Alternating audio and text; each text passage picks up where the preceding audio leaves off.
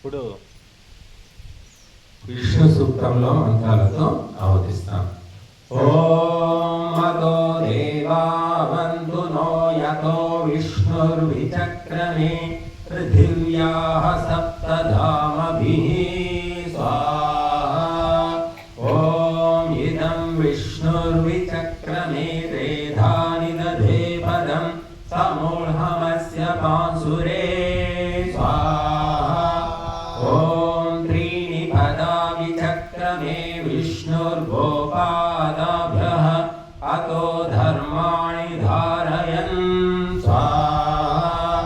ఓం విష్ణోః కర్మాణి పశ్యతా యతో వ్రతాని పస్పశే ఇంద్రస్య యుజ్య సఖా స్వాహా.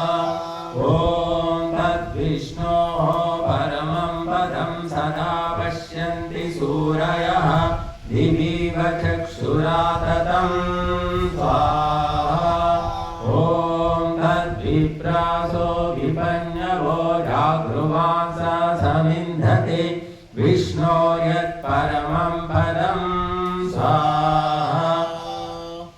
ఓం యాతే ధామాన్యుష్మసితమధ్యై యత్ర గావో భూరి శృంగాయాసః తత్రాహ తదురుగాయస్య విష్ణోః పరమం పదమవభారి భూరి బ్రహ్మవనిత్వా క్షత్రవనిరాయస్పోషవని పర్యూహామి బ్రహ్మ గృహ క్షత్రం గృహాయుర్గృహ ప్రజాన్ గృహ స్వాహా.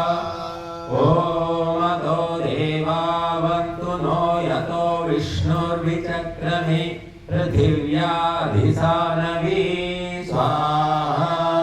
ఓం విష్ణోర్నుకం ప్రావోచం వీర్యాణి యః పార్థివాని మిమమే రజాంసి యో అస్కభాయదుత్తరం సధస్థం విచక్రమాణస్త్రేఘోరుగాయః స్వాహా.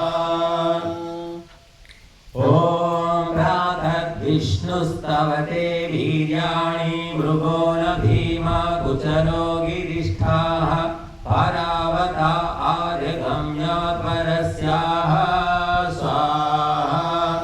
ఓం యస్యోరుషు త్రిషు విక్రమణేష్వధిష్ఠియంతి భువనాని విశ్వా ఉరు విష్ణో విక్రమస్సోరుక్షయాయ నస్కృధి ఘృతం ఘృతయోనే పిబా ప్రప్రయజ్ఞపతిం తిరా స్వాహా.